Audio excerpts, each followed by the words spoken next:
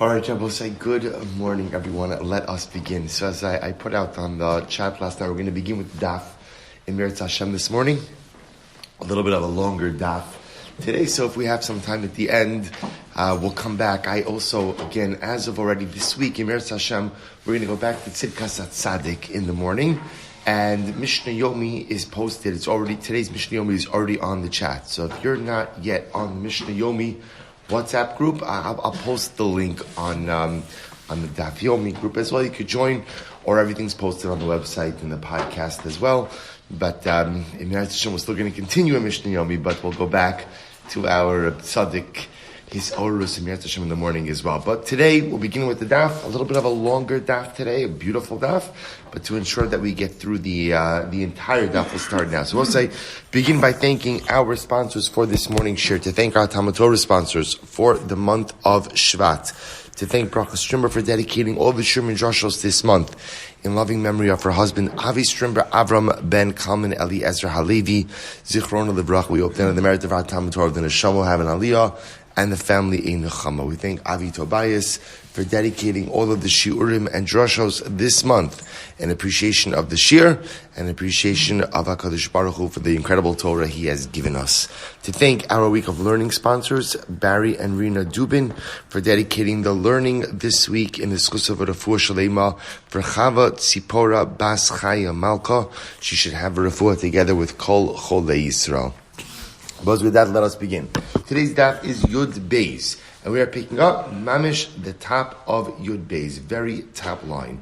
Says the Gemara, Amar Shmuel, Mekabli Kiboles B'socha Tchum Aser Chutz LeTchum Muter. So we'll say, so interestingly enough, still talking about the halachas of Chalamayid, but transitioning a little bit to a different kind of halacha.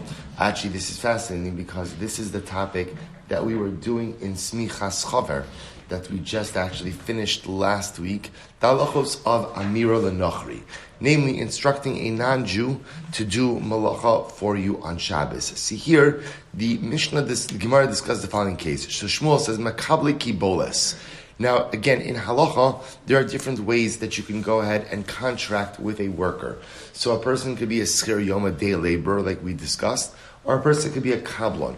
Kablan will loosely translate as a contractor. Now, what's the idea of a kablan? Kablan is you give the person a job, and it's their job. It's their job. In halacha, interestingly enough, it's viewed as if they're working for themselves. Now, the truth is, of course, when I hire someone as a kablan, they're working for me. I'm paying them, doing a job for me, but because they have autonomy over that job, how that job is done, when the job is done, when it's accomplished, at the end of the day, they are considered to be autonomous. So therefore, Shmuel says as follows. So Mekabli Kiboles, if I go ahead and I contract with a non-Jew, I give him as a contractor, B'socha Tchum, if he's working on my job within the Tchum, right, within the 2,000 amos, the Tchum Shabbos, ultimately Aser.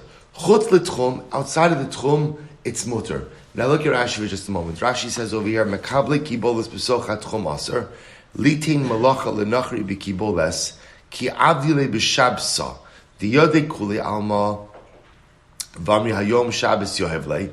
V'shabos say, listen to this. So Shmuel says as follows. Shmuel says, by the way, we're talking here about Shabbos, not Chalamayid. Although again, as we're going to see many of the halachos that we're going to highlight by Shabbos, we will apply afterwards to Chalamayid as well. So Shmuel says like this: if I have contracted with a non-Jew to do work, so is he allowed to continue with that work over Shabbos? So the Gemara says, Shmuel says it depends. If the work is happening inside of the Tchum, which means essentially inside of Jewish habitation, you can't have the work go on. Why? Because people will assume that the non-Jew is operating on my behalf, and that is going to be Aser. Outside of the Tchum, people don't really know what it is that's going on, so it's not a problem. So the Gemara says, finish that Rashi, V'had d'shari beis Hillel Paris. Actually, we don't have to finish this Rashi. Good. Amar Papa, V'afilu chutz l'tchum. Papa says, furthermore, even outside of the Tchum, Lo Amar Ela Delek Amasa Demakar V'lahasam. It's only true if the non-Jew is operating far away, where there is no other community, there is no other city that's close by. Aval ika masa de mekarva lahasam, But if there is another city that is close to the area in which the non-Jew is operating, Asr, then it's Asr as well. Good. So I will say that's the halacha of Shmuel. A fascinating halacha. Again, I will say, we literally just finished this in Smichas Chaver about the concept of going ahead and having a non-Jew operate as a kablon. So Shmuel gives his halacha that again, if the non-Jew is operating as a kablon, chutz l'tchum, it's mutter. B'sochat tchum, it's aser, but even chutz l'tchum, that's only assuming that it's not bordering another Jewish city.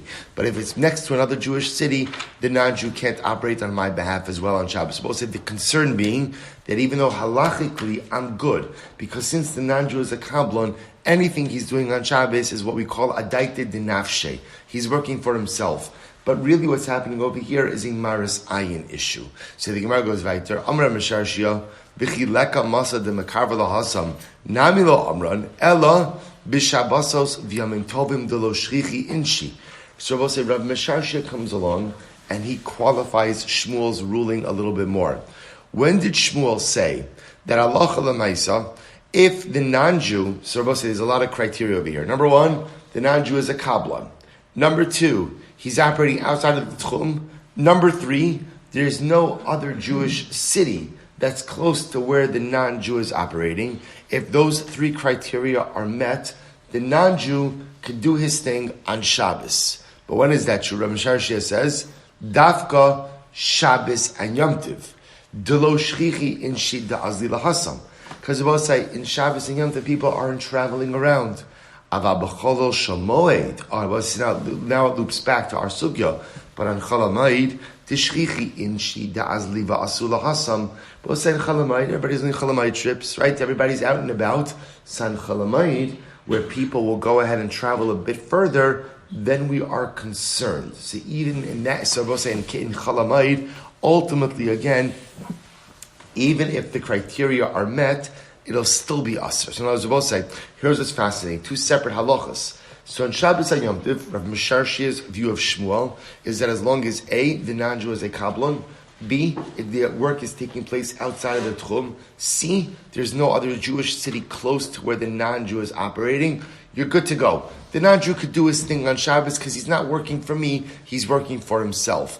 But again, says Rav Mesharshia on Chol Moed, even if you meet those three criteria, it's still asr. It's still asr, because since on Chol Moed people are out and about, we're concerned Jews are going to come and see this non-Jew working on my behalf. And again, I've also remember again, when Jews see a non-Jew working on my behalf, they have no idea that he's a kablon. They just automatically assume that what? That I have contracted him to do this work on Chol Moed, which of course is asr. Therefore, again, al tzmaris ayin, right? The process will be prohibited. So the Gemara tells the story. Mar Zutra berei de Rav Nachman banu le'apadno mikable kiboles chutz l'tchum. So the Gemara tells the story. Mar Zutra was Rav Nachman was building for himself a mansion. Baruch Hashem, he was building for himself a mansion, and he was doing it outside of the tchum. Right, summer home, right? He was building a home outside of the tchum mansion. And again, obviously I will say, as one would imagine, with most homes that are being built, halacha l'maisa, it was a situation of a kablonos. So he hired a kablan, he hired a contractor to build himself a mansion outside of the tchum. So ikla Rav Safra v'Rav Huna bar Chinina, so we'll say the mansion is finished, and then what happens? Mar Zutra decides to go ahead and invite over company, and Rav Safra and Rav Huna bar Chinina, so he invites over Rav Safra, Rav Huna bar Chinina, v'lo alu l'gabe, they would not enter the mansion. They would not enter the mansion. So I'll say, so they would not enter the mansion. Why? Because apparently they felt that it was built be'isr. Right? It was built be'isr. They felt that Mar Zutra did not build this appropriately. Therefore, they would not benefit from it. An alternate version of this. No, it wasn't just these other rabbanim. Mar Zutra himself, after the fact, would not use the mansion. The Gemara said, but 1 second. But 1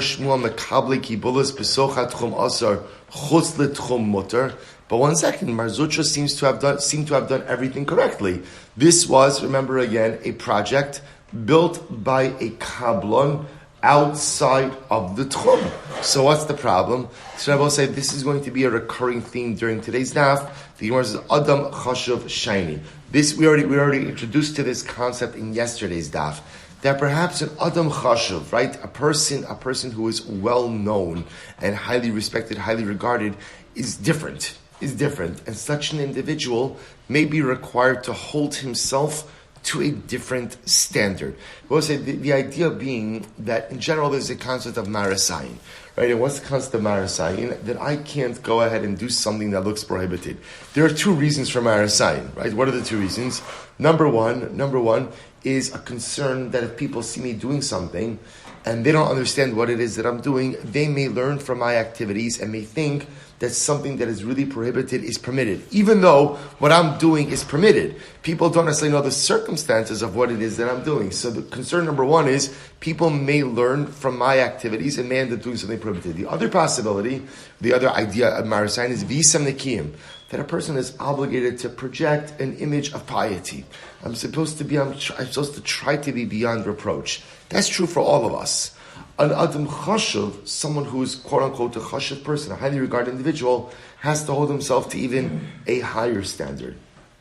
So interestingly enough, what the Gemara seems to be suggesting over here is, Mar Zutra built his home in accordance with halacha. He built his home in accordance with halacha. The problem is, even though it was built in accordance with halacha, there's still a concern that people may not understand the circumstances through which he built this home, utilizing non-Jewish labor, which most probably worked on Shabbos and Yom Tov. So because of that, now again, did he do it in a mutter fashion? Absolutely. But is it quote-unquote beyond reproach? Not necessarily. And as a result of that, Mar Zutra himself did not want to use the mansion. Interesting idea. I will say, so again, we'll see that halacha l'maisa, this Mar Zutra is being machner. Right, one is not obligated to conduct themselves, but perhaps again the reason for the chumrah of Mar Zutra was because of Adam Chashuv. Dikadamri, others say no. Damri siyu is siyu betivna ba'adayu. Others say no. There's actually a different issue over here. That Mar Zutra, this wasn't a typical case of a kablanos. In a typical case of a kablanos, so a contractor, so what happens? The contractor has the job, and he's on his own for the job. In this case, Mar Zutra supplied them with straw. So because he supplied them with straw, again, he was a real shutaf, he was a real partner in the building, and as such, he felt that perhaps after the fact, it would be inappropriate for him to go ahead and benefit from this structure. If you look at Rashi says, Siyue havim mesai betivna, she'enosi lehem teben l'malacha, dahoil b'hu mesei b'hadayu aser. Okay, so Gemara gives another example. Rav Chama shari lehu la'abungari debei reish kalusa le'mei aved la'avedeta b'chol demoed. It was very interesting. Rav Chama allowed the abunguri. What's abunguri? Rashi says misader shulchanos. So it's interesting. I would think that it's just the carpenter, right? The carpenter, but apparently it's a specialized malacha to fix tables. Okay, so Rav Chama allowed the table fixers in the house of the Reish Kalusa to work on Chalamayid. Rashi says, "Lemi avad avadatayu in nishpar hashulchan shari l'takno." If a table breaks, it's permitted to fix it. So Rav Chama allowed the table fixers in the house of the Reish Kalusa to go into the work on Chalamayid. Amar Kevan da'agar, since ultimately again they're hired out. Kevan da'agar lo kashakli sharshuye hudi kamashar shulei v'les lanba. So what says is very interesting. Apparently, the setup that the Reish Kalusa had with these workers over Chalamayid is he didn't pay them a wage. Instead, what he paid them was in food, that they had the ability to partake of all of the su'udos they want. Look at Rashi. Sharshuye, Rashi says, Revach ba'alma kedei su'udasam, de ka'achli ba'hadayu, v'lo ka'chashiv malacha. So as I say, interestingly enough, because they're not getting paid a wage, so to speak, therefore, and they're getting paid in food, therefore, again, this was a permitted type of arrangement on Chalamayid. Interesting. So, Tarabanan, Mekabli kiboles b'moed la sosa la achar moed u'b'moed aser. So, let's listen to this. Another interesting halacha. So, Mekabli kiboles moed. We'll say you could create a kablanos on Chalamayid for after Chalamayid. In other words, we'll say, I could hire someone. Now Rashi says, we're talking about a nochri, a non-Jew. Look at Rashi, Mekablan kiboles, nostim l'nochri la'asos la'achar moed. So we'll say, interestingly enough, you can go ahead and contract someone during Chol Hamoed for work after Chol Hamoed. That's going to be permitted. However, again, the Gemara says, Uba Moed Aser, but you cannot go ahead and contract someone for work on Chol Hamoed itself. Now, both say, now remember again, we already saw pretty much we've seen one category so far of malacha that's permitted on Chol Hamoed, and that's davar ha'avid. Right? Here we're talking about something totally different. Here we're talking about, this is not davar ha'avid. This is, I want to build something. I want to put on an addition. I want to redo my kitchen. I want to do something to my house. So I want to hire a kablan to do that. So the Gemara says, you could hire the kablan on Chol Hamoed for work after Chol Hamoed, but you cannot hire the kablan on Chol Hamoed to what? To do work on Chol Hamoed. And we'll say, here we go, klalo shel davar.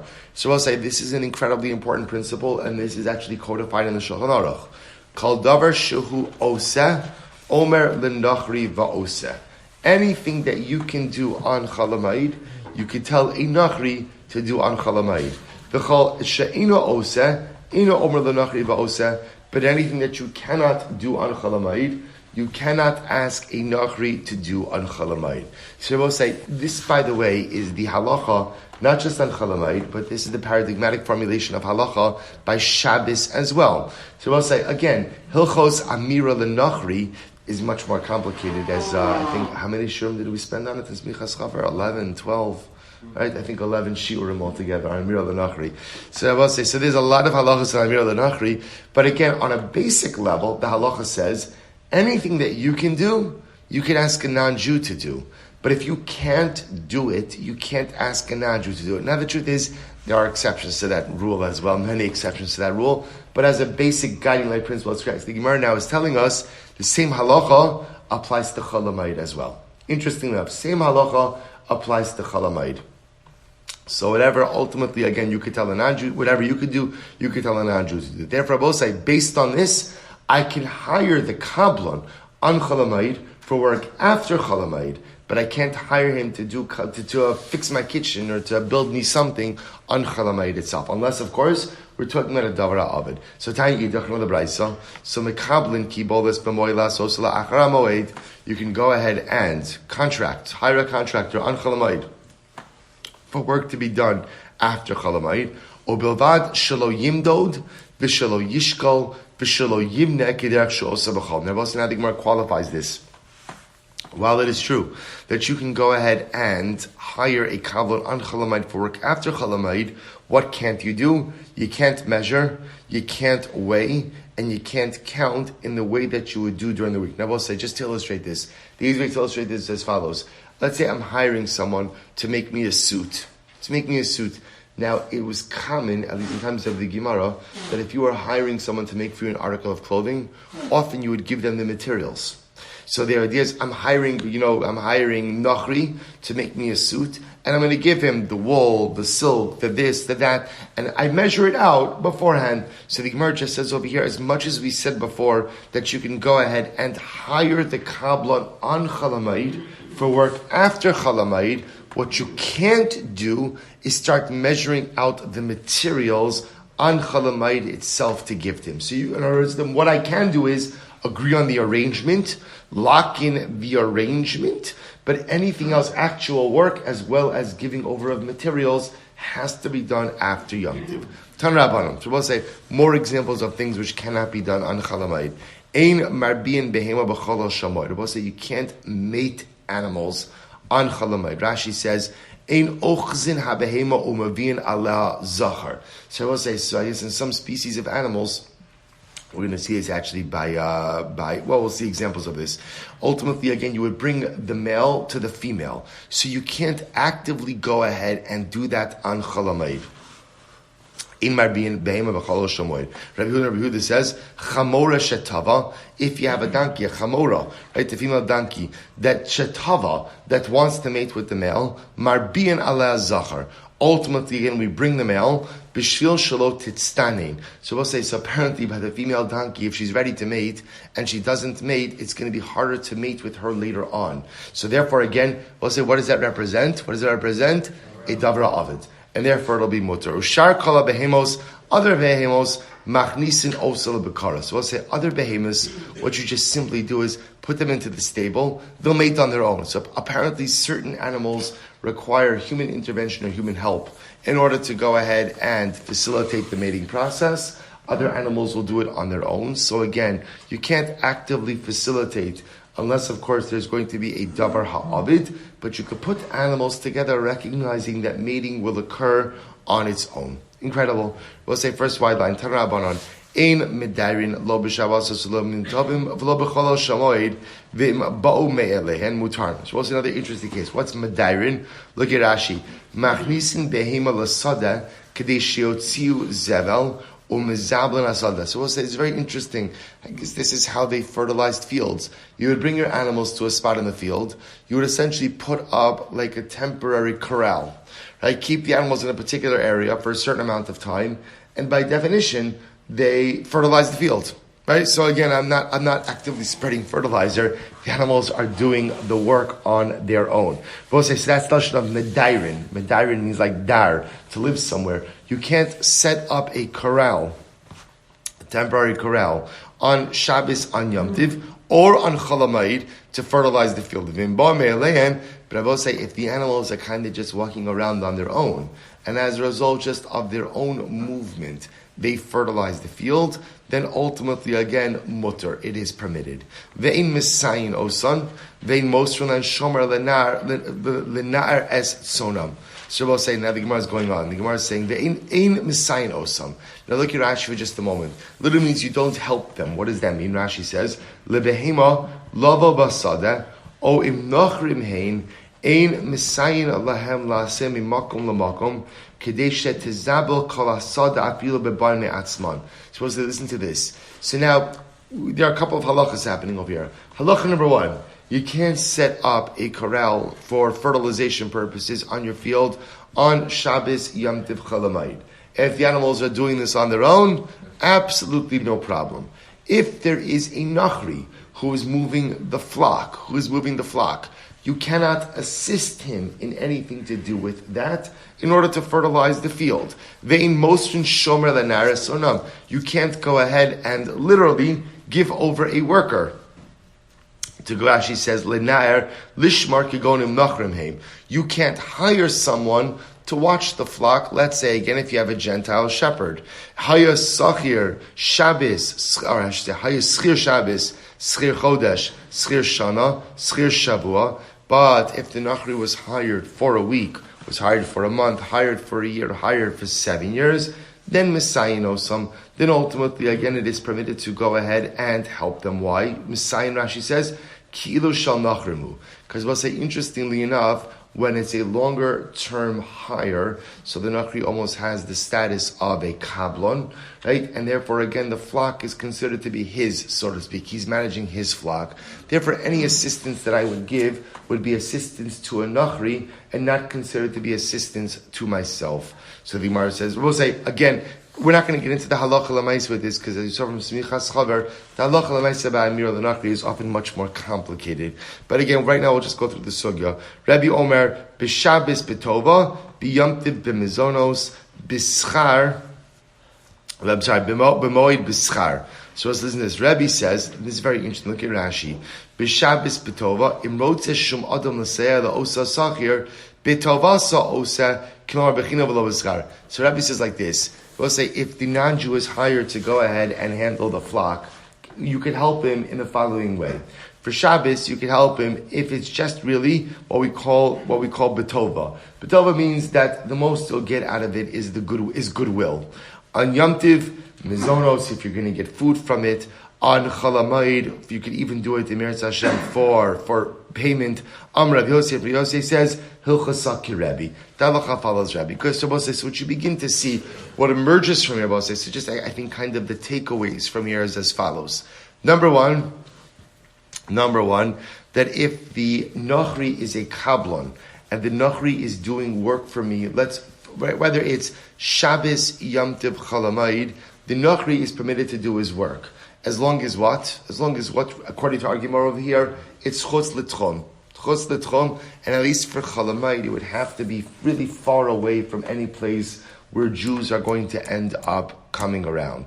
So Rabbi say, in general, again, the halacha by kablanos is that you can go ahead and hire a Nochri to be a you could contract with a Nochri and Chol Hamoed as long as what? He doesn't start his work until when?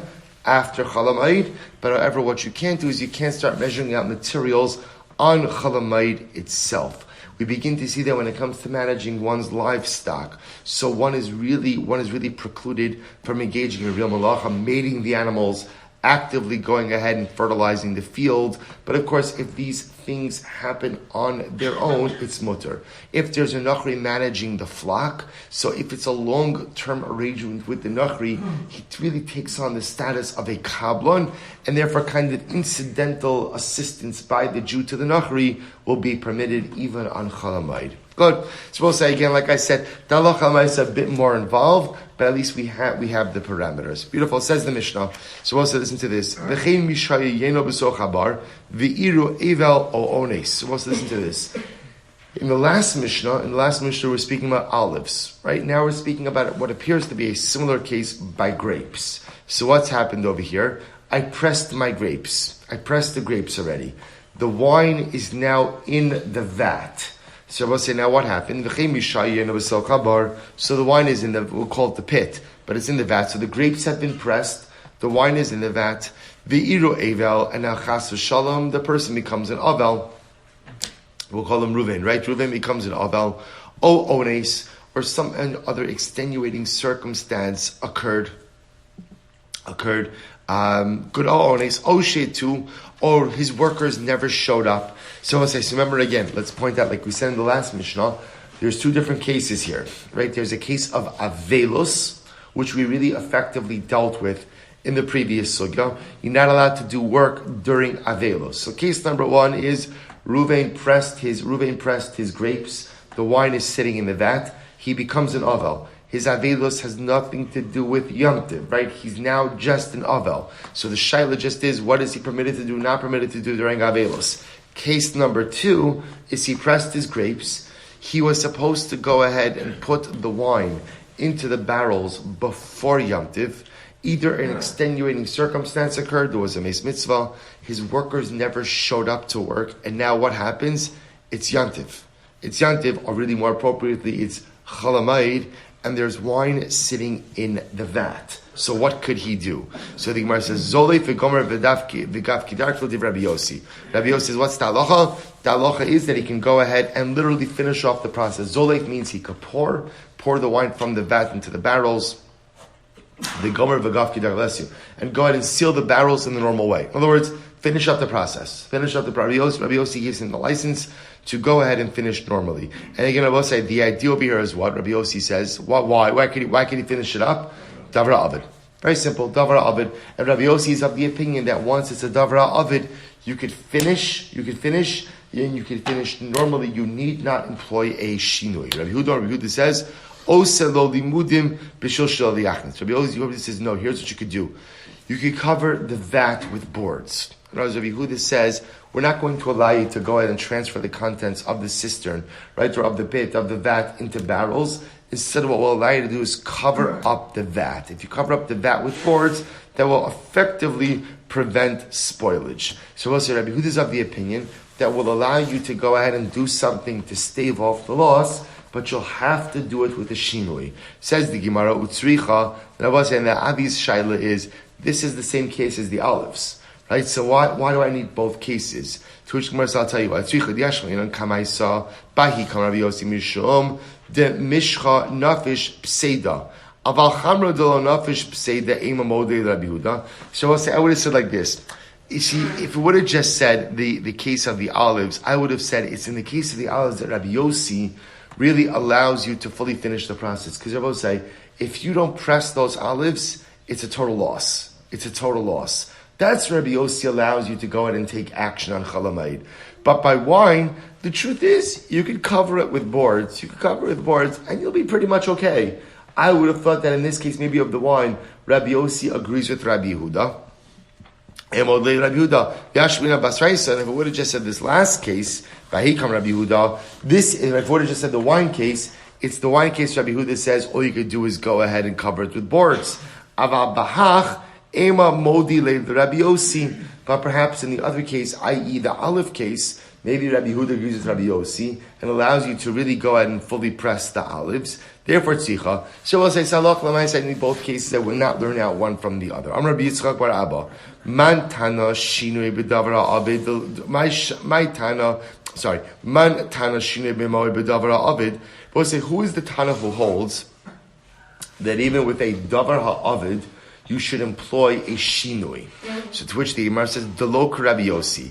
It's clearly not like Rabbi Yossi. So in other words, we already mentioned this yesterday's daf, which is, there's a fundamental machlokes. You see, everyone agrees that you're allowed to do malachan chalamayid for the sake of a davar ha'avad, to save a loss. What's the machlokes? Do you have to do a shinui with that malacha? In other words, are you permitted to do the malacha in the normal fashion, or do you somehow have to be mishana? Do you have to deviate? So Rabbi Yehuda says, yes, you have to use a shinui, as evidenced from the last two mishnayos. Rabbi Yossi says you don't have to. Rabbi Yossi says once there is a davar ha'avid, you're permitted to do the malacha in the normative fashion. Rabbi Yosef said, halacha Rabbi Yossi. The halacha Rabbi Yosef will say that indeed is how we pass halacha l'maisa, that when there is a davar ha'avid, you don't have to do the malacha with the shinui, you could do the malacha in the normal fashion. On Chalamai we're talking about, we'll say. So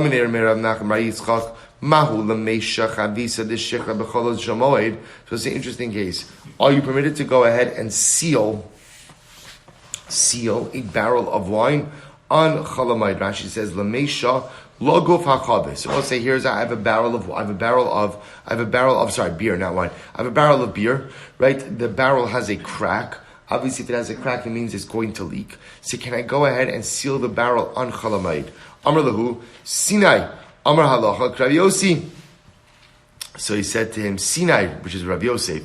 Rabbi Yosef said that the halacha follows Rabbi Yossi, namely, that when there is a davar ha'avid, you are permitted to go ahead and do malacha even without the shinui. Eimar da Rabbi Yossi b'chamra. Maybe not. Maybe Rabbi Yossi only said by chamra, a barrel of wine that has a leak. B'shichra mi amar. So I'll say, but who said he said it by beer? After all, chamra taimamai mishum denafish psida. But I don't say, why would you make a distinction?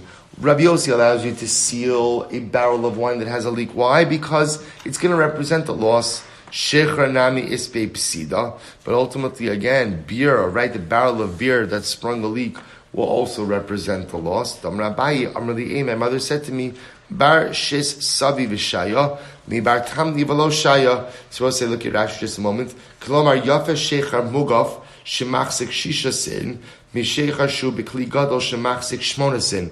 So I'll say an interesting saying.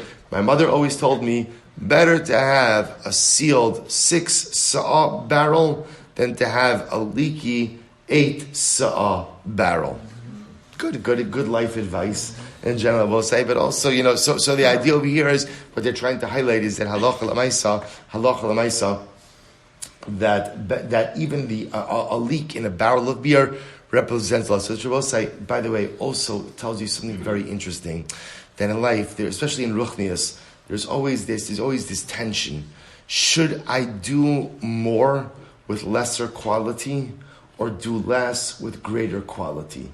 Should I have an 8 sa'ah barrel that's a little leaky, or a 6 sa'ah barrel that is totally sealed? Right? Do I say less is more? Right? Less is more. Do less, but do it better, or do more, but kind of a little bit leaky, right? A little bit. So I just want to point out that in the world of ruchnius, it's not always so clear. Right, it's not always so clear that by beer apparently it's clear. By beer apparently it's better to have a smaller barrel that doesn't have leaks. By ruchnius, so to point out that sometimes less is more, and sometimes it's better to remain a bit more focused and do less but do it better.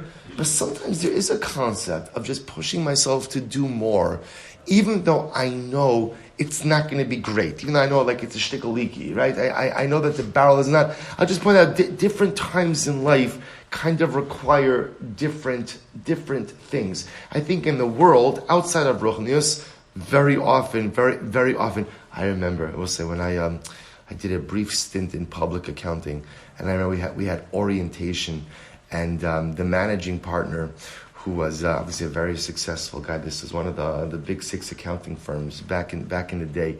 See, he the only thing I remember from orientation, it was a real chachma. He said, it's better to have one really nice suit, than it is to have 4 okay suits. He said, and better to wear that same suit every single day and look your best every single day than to be a little fashleptzach. He didn't use that word, but which I was say was such a fascinating yisod. What he was saying is, better to be excellent at something, even if it's one thing, than to kind of be mediocre at a bunch of different stuff, which again is true in life. But again, I just want to point out that in Ruchnius, sometimes I just have to push myself forward, even if the barrel is a little bit leaky. Sometimes there's a time to do less and make sure that what I'm doing is really good, really solid. And sometimes there's just a yisud of being in an expansive mindset and doing a lot and learning a lot and accomplishing a lot, even though I may not be retaining or holding on to everything that I'm doing. All right, the Gemara goes weiter. So the Gemara says, Amrav Chai Bar Goria, Amrav, Hilchos Moed b'Moed, Kilchos Kusim. So I'll say this is actually very interesting. Kilchos Kusim b'Halacha. So the halachas of Chol Hamoed are like the halachas of Kusim in halacha. That will say, and I remember again, we spoke about the Kusim so many times, right? The Kusim, again, that nation, right, from Kusa, resettled in Eretz Yisrael by Shalmaneser, the king of Ashur. Not sure exactly what their status is, the full conversion, not full conversion. But for our purposes, what's the chap with Kusim? See, the thing about Kusim is whatever they do really well. Right? Whatever they've taken upon themselves, they've really accepted upon themselves. So the Gemara says, it's very interesting, the halachos of Chalamayit are like the halachos of Kusim. What does that mean? Lemay hilchasa. So the Gemara says, what exactly does that mean? So the Gemara says, Amrav Daniel Bar Katina, Amrav Lomar Shena Kuros, Ve'ein Lameidos Zumizu. So I will say, the same chap by Kusim is that what? By Kusim is some things they do, some things they don't do. Now I will say, is there a rhyme or reason for what Kusim do, what they don't do? Not really. It's kind of just some stuff they accepted, some stuff they didn't accept. So what the Gemara is saying is here, by the halachos of Chol Hamoed, you can't necessarily learn out one halacha from the other. So you both say some frameworks of halacha are very intuitive, that once you know A, you can learn out B, you can learn out C, you can learn out D. Hilchos Chol Hamoed are a little bit, what's the word? I don't want to say inconsistent, but almost like, we'll use inconsistent. Not inconsistent, but sometimes there's not a linkage between the halachas. So you can't necessarily go ahead and derive out one halacha from the other. The Gemara going to give examples like this. So the Gemara says, Damar Shmuel, Zovsin Kusta, Vein Zovsin Chavisa. For example, you can go ahead, Zovsin Kufsa, you can go ahead and seal in a jug, but you can't seal a barrel. Then Zovsin Chavisa, right? Seal it with pitch. So Rabbi Dimon Adamar, Zovsin Chavisa, then Zovsin Zov Kusta. Other opinion says that you can go ahead and seal a barrel, but you can't seal a jug. So I'll say, what's the pshat? Mar chayish l'pseida, mar chayish l'tircha. So I'll say, interestingly enough, what's the issue? Because if we allow you to seal a pitcher, right, a jug, let's say, so again, that's able to save a loss, right? That's loss, taking care of loss, and not worrying about tircha. See, for example, sealing a barrel could save a loss, but also requires a lot more tircha, right? Sealing a pitcher is less tircha, but also again less loss. So the point we're just making over here is that the halachos don't always necessarily kind of form a pattern in which one could be easily extrapolated from the other. Rabbi says, in general, we look at the halachos of Chol Hamoed like the halachos of Shabbos. On the days, yesh mehen patra aval aser, veyesh mehen mutter lechatchila. There are certain halachos both sides that are patra aval aser, which means patra aval aser both means you're not allowed to do it. You're not allowed to do it. But if you did it, you're pater. You're pater. And then there are other things that ultimately, again, are asur lechatchila. Rav Huna chatztu lechatzta b'moada. So Rav Huna went ahead and Rav Huna had his field harvested on Chalamayid. Right, so Rabbi say chatztu lechatzta b'moada means he had his field harvested on Chalamayid. So says the Gemara, how could that occur? Esvei Rabba Rav Huna. So Esvei Rabba bar Rav Huna Rav Huna. Tochanin kemach b'moed l'tzarach hamoed v'shelo l'tzarach hamoed aser. So we'll say, what's the halacha? The halacha is that you're allowed to go ahead and grind up grain on Chalamayid for the sake of Chalamayid, right? But you can't grind grain. That's not for the sake of Chalamayid. Davar sha'avad b'moed mutar la'asosa b'moed. Something again, I will say, something is going to be lost, right? If you're going to experience a loss, then you're allowed to perform that malacha on Chalamayid. B'moed, so the Gemara says, davar she'eno avad b'moed aser. But I will say, if a davar she'eno, something that's not a davar avid, can't be done on Chalamayid. So when is this true? Bitlushim and akarka. This is true when with things that are detached from the ground. Afilu kulo avud aser. So I will say, but ultimately, again, if something is attached to the ground, then even if there's going to be a total loss, you're not allowed to do the malacha. So I will say, this is a very interesting qualification. The Gemara is suggesting over here that when we speak about a davar avid, the ability to do malacha for a davar avid is something that is detached from the ground. But something that is attached to the ground, even if there's going to be a total loss, you can't do malacha. However, so we'll say, but an exception to this is follows. We'll say this is a new category of loss. This is what's called poel ve'ein lo ma'yochal, which means we'll say if you have a worker and the worker doesn't have what to eat. So we'll say this is fasting. So watch this case. Let's say there's a Jew. Once again, we'll call him Ruvain. Ruvain is a worker. He's a day laborer. Right now it's Chalamayid. So you can imagine for Chalamayid, day labor was a very slow time of year.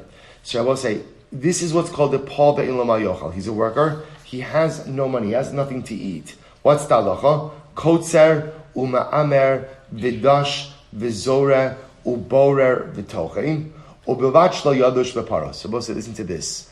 So we'll say, for a Paul Ein Lo Ma'yochal, you could allow him to do things which would otherwise be asr. So we'll say, what did we just say? We just said for that halacha l'maisa, for a davar avid, you're allowed to do malacha and Chalamayid. But what's the cap? What's the limitation on davar avid? What's the cap? Muchubel l'karka. You can't go ahead and cut down anything that is attached to the ground. Meaning, so you can't go ahead and start harvesting fields on Chalamayid if it's a davar avid. What's the exception to that rule? If it's a poal ve'in lo ma'yochal. If there's a Jewish worker and he has nothing to eat, what you could do is you could hire him to go ahead and harvest the field. You could hire him to harvest the field. So we'll say, you could hire him to do something that would normally not be allowed. Now, what's the logic behind that? Because I'm providing him with a parnasa. The only cap that he has is, he can't start threshing the field with a team of oxen. He can't start threshing with a team of oxen. So also listen to this. So what's amazing about this? But I'll just point out, you think to yourself, 1 second, if he's a Paul Ba'in Lo Ma'yochal, why don't, there's an easier solution. What's the easier solution? Give him food. Right? Give him food. Right? So we'll say, what do you see from here? You see from here that the ability to give someone work and the ability to go ahead and give someone an honest day's living is so much better than giving him a handout. So we'll say, and even if it means allowing him to do something that the truth is we don't normally do on Chalamayid, right? We don't harvest fields on Chalamayid, but we will harvest fields if it means allowing someone to earn an honest wage so much better than giving them tzedakah. It's not that we don't have the money. They will say it's about, again, what's for the benefit of this individual. Paul Be'in Lo Ma'yochal, so much better for him on so many levels for him to have an honest day's work than to have to receive tzedakah. Amar, he said to him, Yechidahi. This is a singular opinion, but we do not hold like this. Tisanya, Klal Amar Rav Shimon Gamliel. Rav Shimon Gamliel said, I will say, first white line, Mishum Rabbi Yossi, Davar Hatalush Min HaKarka, Afilu Miktsasa Avud Mutter. So I will say, something that is detached from the ground, even if there's going to be a partial loss, ultimately, again, Malacha with this item becomes Mutter. But if something is attached to the ground, afido kulo avid aser. So we'll say, listen to this. So this is a fundamental machlokes, we'll say, about what are you allowed to do with something that is mechuber lekarka, right? Again, I will say you have produce that's attached to the ground. What are your options in terms of this produce? So here I will say this brisa quotes an opinion that says, even if you're going to suffer a total loss, if it's mechuber lekarka, you can't do anything with it on chalamayid. Avi Rabbi Yossi, but I will say 1 second. So let's go back for just a moment. So I will say, so you have over here, remember how this whole thing started. Rav Huna allowed for his field to be harvested on chalamayid. Now that must have been a case where it was a davar ha'avid. It was a davar ha'avid. And I will say, so what you begin to see is that halacha l'maisa. So again, there's a machlokes about what you could do with mechuber lekarka by a davar ha'avid. Do you have a license to go to work with mechuber by a davar ha'avid, or do we say no? Davar ha'avid only applies to detached items, not to attached items. So this is a fundamental machlokes. So it says Rabbi Yossi. Now I will say the truth is, let's go back for just a moment. Remember, what did Rabbi Yossi say? Rabbi Yossi said halacha l'maisa. When it comes to a davar ha'avid, you don't need what? You don't need a shinui, right? That's what Rabbi Huda. You don't need a shinui. Rabbi Yossi yadosh nami beparos. I will say, according to Rabbi Yossi, you should even be able to plow with a team of oxen. In other words, you shouldn't require any kind of shinui. Hamra Yitzchak bar Abba man tana shinui b'moed b'davar ha'avid. We'll say, who's the one who says that you need a shinui when it comes to a davar ha'avid? The lo Rabbi Yossi. It's not like Rabbi Yossi. In other words, that's what we're saying. Rabbi Yossi does not require a shinui b'davar ha'avid. Amar lecha hachinami kevan dechol yom alav b'paros daishi ha'idna nami lav shinuihu. Rabbi Yossi will see something different. I will say that in general, people don't necessarily plow every day with oxen. Right? In other words, you can plow without oxen also. So since it's not used every day, Rabbi Yossi would not say that it would be called a shinui not to use oxen. Okay? Tan Rabbanan. So therefore I will say, again, I just want to point out over here, this introduced us now. So continuing in the halachos of davar ha'avid. So just remember, I will say the things to keep in mind. So davar ha'avid, I know I'm allowed to do malacha and chalamayid. What we're now beginning to see, I will say, is that it doesn't allow for every single malacha. So the shayla is specifically, what do I do with mechuber lekarka? What can I do with produce that is attached to the ground? If there's going to be a loss, do I have the right to harvest? Do I have the right to work the field? That is a machlokes. Again, we'll see that halacha l'maisa in tomorrow's daf, not today. We'll get to that, but we'll say that's number one. Number two, we're now introduced to a brand new category of davar ha'avid, a different kind of davar ha'avid. What's the new kind of davar ha'avid? Poel ve'ein lo ma yochal, a worker who has nothing to eat. So we begin to see, I will say, that I'm allowed to give him work. And what kind of work am I allowed to give him? What kind of work? Even the kind of work that it appears I would be prohibited to do on my own. So something that I could not do as a regular individual, I could give to the Poel ve'ein lo ma yochal. Quite incredible. So turn around, let's go. So just keep this all in mind. Now, the parameters of that, what I can give him, how I can give, we have to see. So turn around, tochnin b'moed l'tzarach hamoed. You can go ahead and grind grain, for example, on chalamayid for the purpose of the moed. So again, let's say I have wheat. I can make that wheat into flour on chalamayid, assuming that what? I need the flour for chalamayid. But if it's not for chalamayid, I can't do it.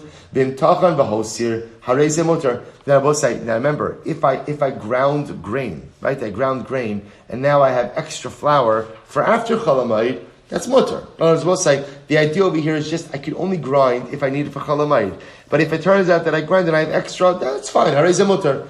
Kotitzin eitzin b'moed l'tzarach hamoed. So then we'll say, I can cut down branches on chalamayid for purpose of chalamayid. So again, let's say I need fire, I need wood for my stove. So I could go ahead and cut down branches for wood for my stove. What I can't start doing, I will say, is what? I can't start cutting down wood for non-chalamayid purposes.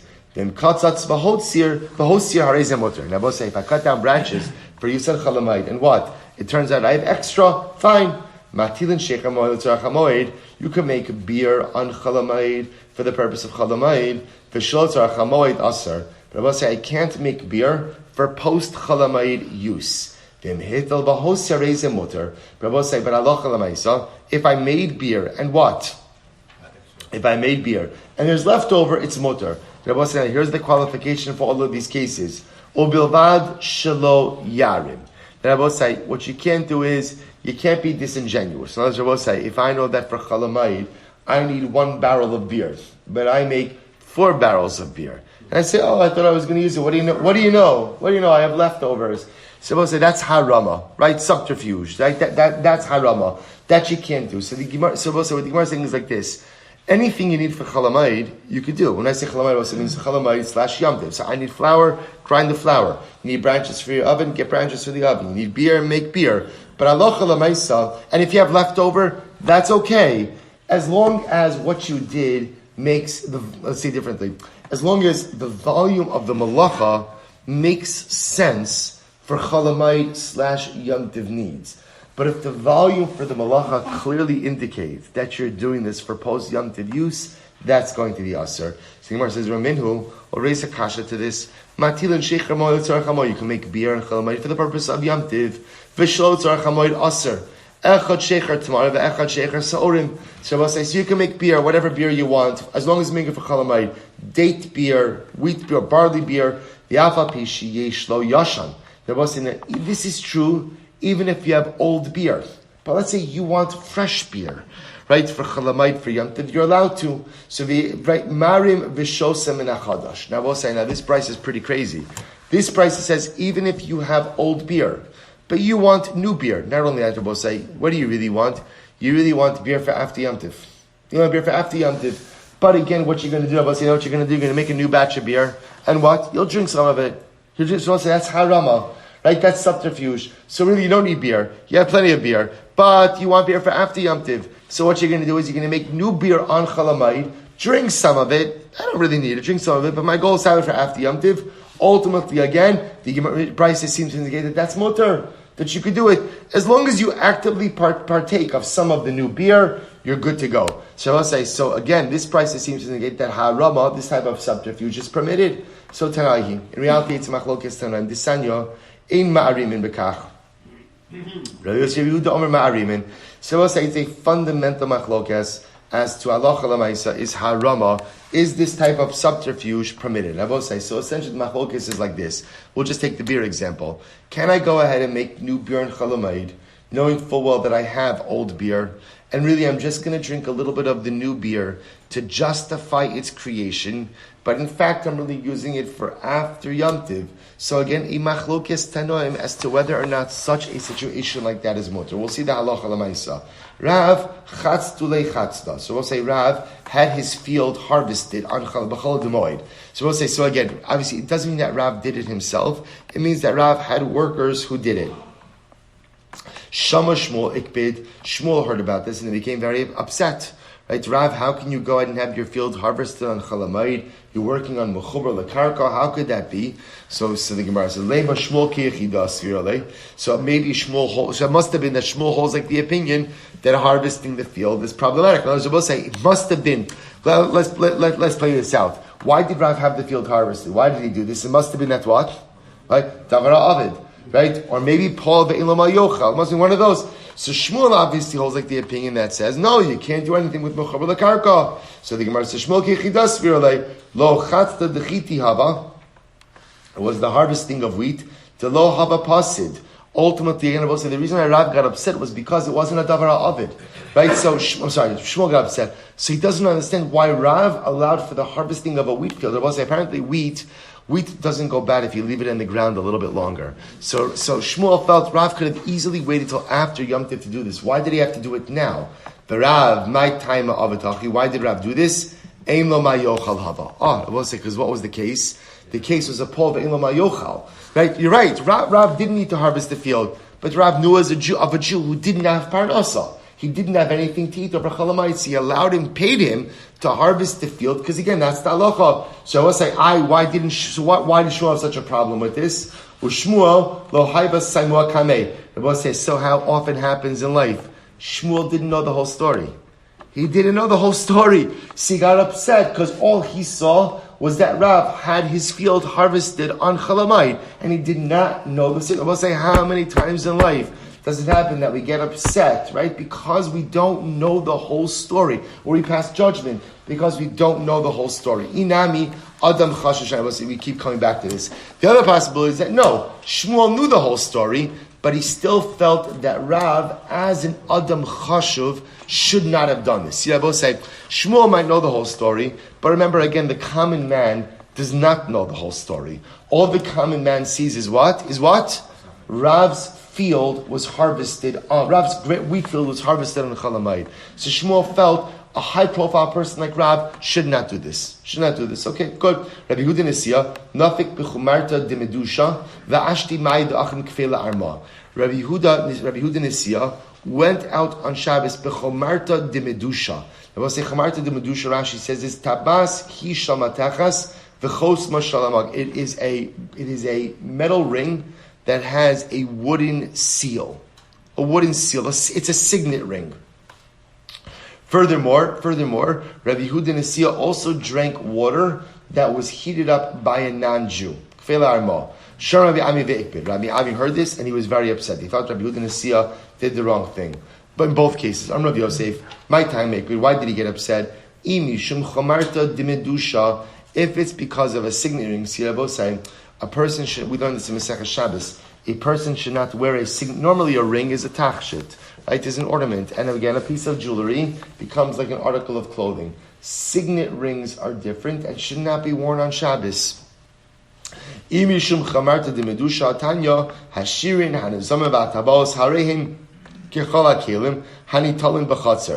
we'll say, even though you shouldn't perhaps go ahead and wear a signet ring out, but halacha l'maisa, again, it's not muktzah.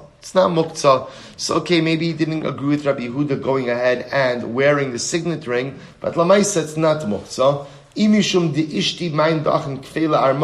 If he was upset that he drank water that was heated up by a non-Jew, so we'll say, what's the problem with drinking water that was heated up by a non-Jew? Bishalakum.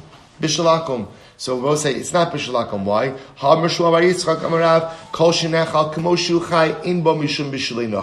So we'll say ultimately again, anything that can be consumed raw is not an issue of bishalakum. We'll say this is how you're allowed to buy coffee, right? How can you allowed to buy coffee, right, in a non-Jewish establishment, right? Ultimately again, because it's not bishalakum, because anything that can be water is not subject to bishalakum. Also other things, there's also other reasons, because it's not a machal chashuv. In any event, the idea over here is, so we'll say, why was who got upset here? I'm sorry. Rabbi Ami. Why was Rabbi Ami getting upset? Adam chashuv shayni. Ultimately, again, once again, because he felt Rabbi Yehuda should have held himself to a different standard, because an Adam chashuv is different. Good. Amrav Chanana Amarav. Kotzeitz Adam Deka b'moed af b'yishen tzarich el l'nesar shalo. So let's listen to this. Rav Chanana is the name of Rav. A person could cut down a palm tree on Chalamayid, even though he only needs the sawdust. So let's say I need sawdust on Chalamayid, right? For whatever the reason, I need sawdust for some permitted Yom Tov purpose. I could cut down a palm tree in order to get the sawdust. Now, we'll say, Layit ale Abaye. Abaye cursed a person who would do such a thing. So we'll say, what does that mean, Abaye cursed? That's pretty strong. Abaye felt that's too much malacha for very little benefit. In other words, to engage in the entire process of cutting down a palm tree just to get the sawdust, ultimately, again, it's too much malacha. So we'll say, so the Gemara tells an incredible story. Rav Ashi havale abba bashleino. We'll stop over here for today. We'll pick up Amirat Hashem with this story tomorrow. An incredible story, but I will say, so again, we end off with this idea of Abaye saying, you can't do too much malacha if the result or the benefit is going to be limited in nature. The story of Shkayach. Packed off today. Shkayach, everyone.